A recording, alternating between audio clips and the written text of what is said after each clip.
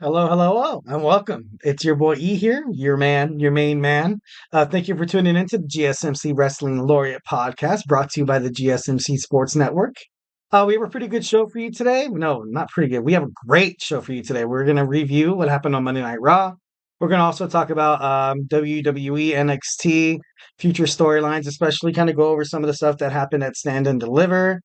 We're then gonna kind of meet in the middle for that third segment. We're going to talk about historic WWE title reigns. I have 10 guys that are like absolutely like they're amazing, and that's the reason why they're like Hall of Famers in just wrestling, not just the WWE Hall of Fame, but I'm talking about just wrestling as a whole, professional wrestling, which is pretty cool. And we're gonna cap it all off with my wrestling news round robin or my roundup, all right?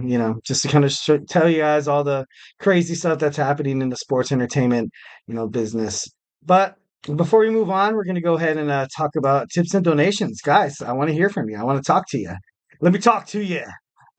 We get a number of questions from the viewers that come during the show.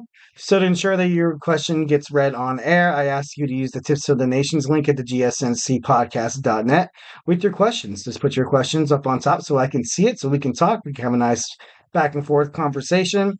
Tell me what you like, tell me what you don't like, tell me what you want me to further elaborate on. The power's in your hands. The power of the people, baby. Power of the people. And just leave a positive review. We love peace, love, and positivity at the GSMC Podcasting Network. It really helps the show, guys. Again, the link is the gsmcpodcast.net. So without further ado, we're going to start off with our first segment, which is going to be Monday Night Raw review. Review. So this is the Monday Night Raw after WrestleMania. Obviously, it's gonna be pretty big. Probably a lot of surprises and stuff like that. And I was surprised, and a number of times during the show. So I think they did their part. Monday Night Raw kicked off. You had Triple H come out, the King of Kings. He addressed the new era of WWE. He essentially said thank you to the fans, the WWE universe, which is which is kind of like the right thing to do. So far, Triple H or Paul Levesque has been, very, very good when it comes to, kind of sticking up for the company, being that like chairman, so to speak, since the whole thing with Vince is kind of going, but I don't know. Paul, he's doing an amazing job. He's doing something that a lot of people probably in his shoes wouldn't be able to do, is kind of distract the pro wrestling fans from that distraction from those allegations, just that negative publicity around the company. So kudos to him. But he introduced a new era, and indeed it is going to be a new era, especially with Cody Rhodes. He introduced Cody Rhodes, leading them into the new era, kind of like what he did with Roman Reigns and Seth Rollins.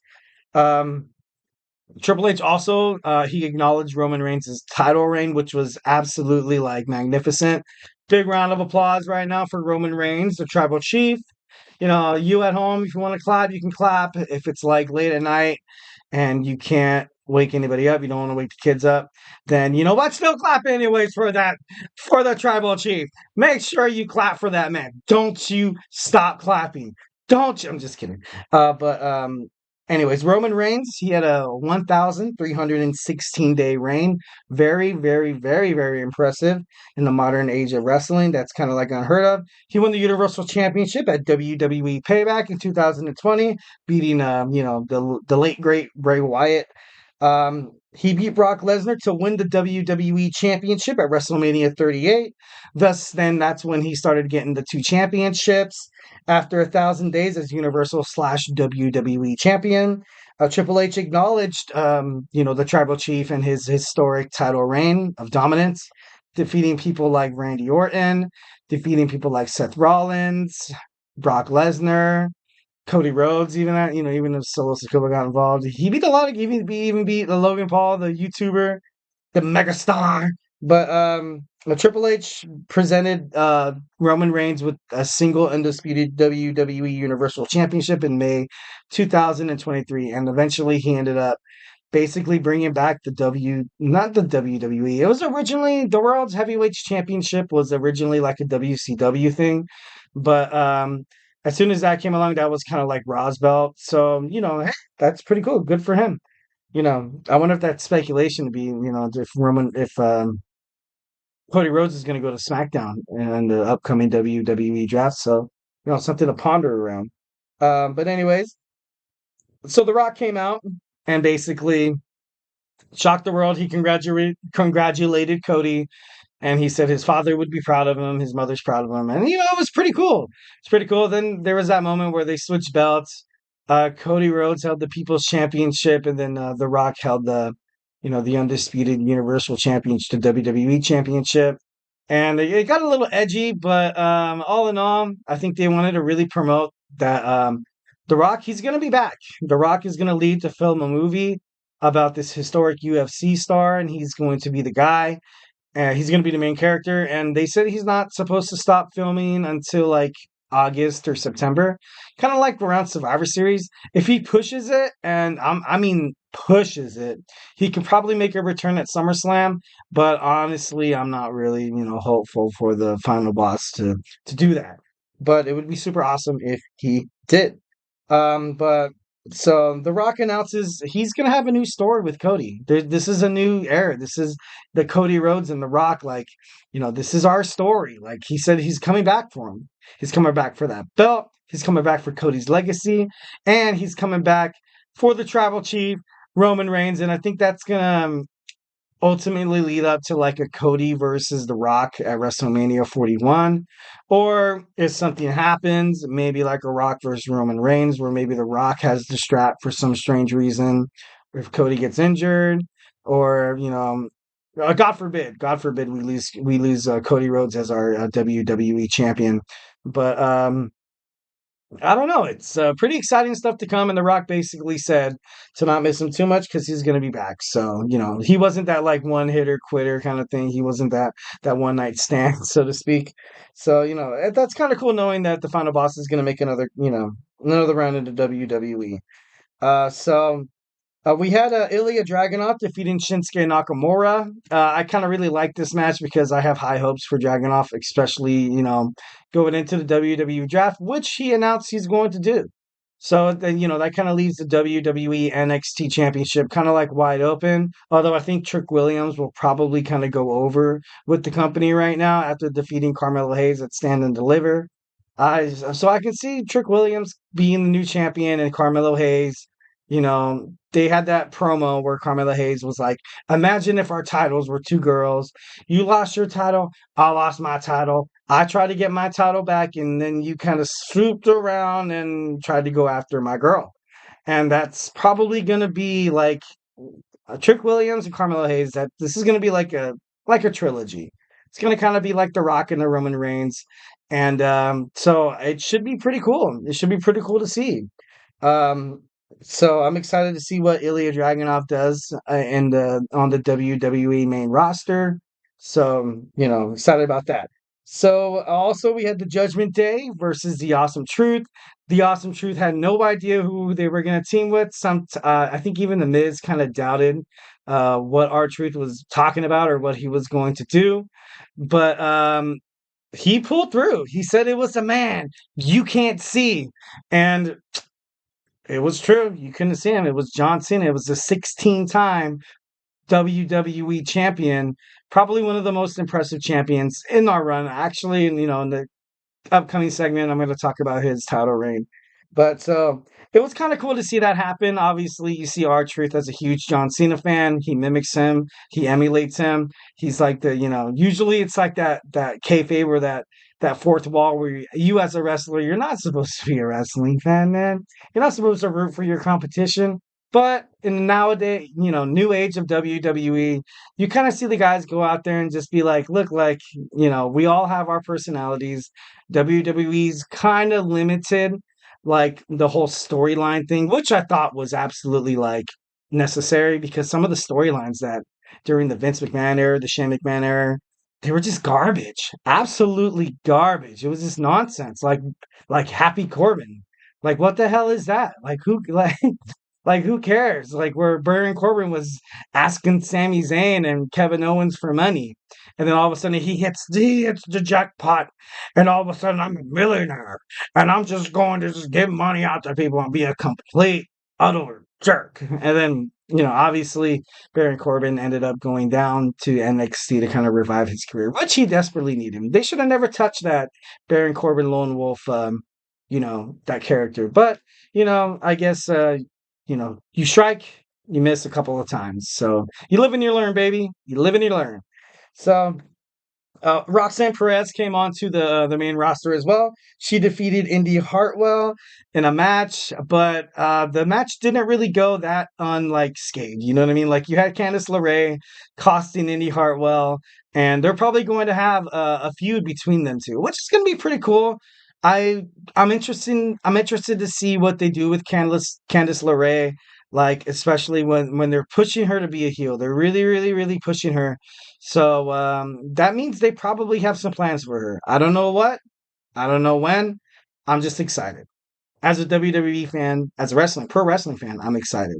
So welcome to the new era of Paul Levesque. Um, and then there was a little promo of Sheamus coming back. I know Sheamus is going to come back, but I wonder how they're going to implement his character. Maybe he's going to be the next person to challenge for the Intercontinental Championship. That would honestly probably make the most sense. But I don't know. There's so many different. Now that Gunther has lost the Intercontinental Championship, you're going to see a lot of people going after that title. Now that Sami Zayn has it, and I'm not saying that Gunther couldn't perform and be a good Intercontinental Championship champion. I'm actually saying quite the opposite. That Gunther was too good. Sometimes, bro, you're too good, and you can't really be against some of the people like let's just say SummerSlam. Somewhere along the way, Ricochet finds a way to become the number one contender. Ricochet versus Gunther. Who's gonna win? That's a no-brainer, Gunther. But on the other hand, you have Sami Zayn as the Intercontinental Champion, and then Ricochet gets the number one contendership. Who's gonna win? Oh man, that's actually quite unpredictable, which is something that I believe that Paul Levesque is trying to do. So honestly, putting the strap on Sami Zayn was probably the right thing to do. All right, well, moving on. Anyways, so Rhea Ripley tells Dirty Dom to go, check on your boy, like what the hell happened, and then she was attacked by Liv Morgan. Does this mean Liv Morgan's going to challenge Rhea Ripley for the World's Heavyweight Women's Champion? I don't know. I think she has a pretty good chance of becoming the number one contender. I can see within the next couple of weeks of Monday Night Raw them kind of like doing something like that, where maybe Liv Morgan gets a second chance and she gets to quote unquote like finish her story, because I know that she kind of did that. I think she kind of ripped that off from Cody, but I don't know. I've done a podcast about this before. I don't hate Liv Morgan. I don't think she's untalented, but she can't hold the title. She can't hold the strap. I'm sorry. She's too small. She botches moves. She's not strong. She's not agile. And I'm not dogging on the girl, bro. Like, I think she's cool. I think she's talented. Obviously, I think she'd kick my ass in the ring. Like, that's not the point. I'm just saying that, like, we've done this before. Like, where she was fighting people like Ronda Rousey, Shayna Baszler, Charlotte Flair, and Becky Lynch, and the only way she won was because it was fluke. It was really, really fluky, or due to a disqualification, or just like something. And it's just, as a wrestling fan, like, I don't want to see that anymore, man. Like, I want to see these two contenders go at it. I want to see one person giving their all. I want to see the other person giving their all, and I just want to see a clash of talent. Clash of talent that creates a beautiful picture, kind of like art, an art form. Wrestling, professional wrestling, sports entertainment, yet it's a complete art form. So, we should see, we shall see what happens when it comes to that when Liv Morgan gets the spot. So, Chad Gable and Sami Zayn defeats Imperium. They look pretty good as a tag team, but I think ultimately it was kind of like that thing where Chad Gable was kind of like, "Hey, Sammy, I gave you counsel, man. I trained you. I helped you get ready for Gunther. What do what are you gonna do for me?" kind of thing. And which is right for Chad Gable to do, the leader of the Alpha Academy. But honestly, I kind of wish that they wouldn't introduce it so soon, if that makes any sense, because Chad Gable's going to get a shot. He's going to get a shot at the Intercontinental Championship. And then, but it's going to be Monday Night Raw, Montreal, Quebec, Canada. Kind of like, Sami Zayn's home territory. So this basically says that Chad Gable is probably going to lose, although it'd be interesting to see if he didn't. That to kind of create this like back and forth like match between Sammy and Chad Gable, which would be pretty dope. So I don't know. We shall see. So also a promo where Chelsea Green was begging and pleading um, Adam Pearce for her WrestleMania moment. And what can I say? Like, she went out there, and her guest opponent was none other than the Storm, Jade Cargill. And she got absolutely destroyed. She got jaded. And that match was probably one of the shortest matches in women's wrestling on the night after WrestleMania. So, I feel kind of bad for Chelsea Green because she's kind of like that, like not that joke, kind of thing, but like, I don't know. She's kind of like that punching bag. I often compare her to Alicia Fox and kind of how Alicia Fox was like, like that in your face, like where she wore like, scandalous things, and she just came out and she was like, oh, I'm Alicia Fox, like, oh yeah, and she would just torment her opponents and eventually get her ass kicked, and that would be the end of that. So I can, I kind of see like Chelsea Green kind of taking that role, and honestly, she does it well. She does it well. If whatever floats your boat, pal. Whatever floats your boat. All right, just to end it all off, we had the main event, the fatal four-way match for the number one contendership for Damien Priest's World Heavyweight Championship. You had Drew McIntyre, which was my pick. You had Bronson Reed, Ricochet, and you had the main event, Jey Uso. This match lasted pretty long. It was almost 20 minutes. A lot of just action, a lot of drama, a lot of high flying, mostly from Ricochet, who hit a 450 splash from the top rope onto the announce table with poor Bronson Reed waiting for him to just tumble on, tumble on top of him, which is, that's wrestling. That's wrestling. That was super cool. I was excited to see that. I saw Ricochet kind of land wrong on once when the announce table like broke, where he kind of got like hit in the ribs. I hope he's not injured. I hope there's WWE is still kind of holding that speed championship for him, because he would make an amazing speed champion inaugural. So I don't know. They need to find a way to keep Ricochet. Like, I know a lot of the times, especially during the Vince McMahon era, where Vince looked at the wrestlers and was like, hey, you impress me. But I think nowadays with the Paul Levesque era, Triple H, especially being a competitor, in-ring competitor over the years, he kind of knows what these guys are going through. And it's not like just because you don't get off the top rope and do a 450 splash, just because you don't suicide dive through the ropes, or just because you're not afraid to jump off of a 20-foot ladder. Like, that doesn't define you. Some people shine, some wrestlers shine in a different way. And that's completely okay too. And that's the reason why I feel like in this era, like Paul Levesque is kind of like, he's taking care of the talent, as opposed to like, he's catering to the talent, as opposed to Vince McMahon basically telling all the wrestlers like, hey, who's the better yes man, or who's ready to, like, to kiss my ass club. Like, but I don't know. I think that's pretty cool. And obviously looking forward to it. But anyway, moving back into the main event. So this had drama written all over it. CM Punk came out from under the ring to hold Drew McIntyre's leg as he was trying to perform a Claymore. Oh man, this is getting pretty heavy. That was Drew McIntyre's rematch clause, and he blew it. So now he has to start all over again. I doubt they're going to introduce it at the Berlin Backlash at Berlin. I doubt that's how it's going to be. But I can see them maybe fighting for a CM Punk Drew McIntyre match. Not a Backlash. I think that's too soon. I think CM Punk is still kind of injured, but he's just been trolling Drew McIntyre. Like, I kind of feel bad for Drew McIntyre. My moments last 5 minutes. And it was just, and it's true. His moment did last 5 minutes. Then CM Punk had to get involved, hit him with the cast, and then eventually Damian Priest would cash in his Money in the Bank, ultimately winning the World's Heavyweight Championship.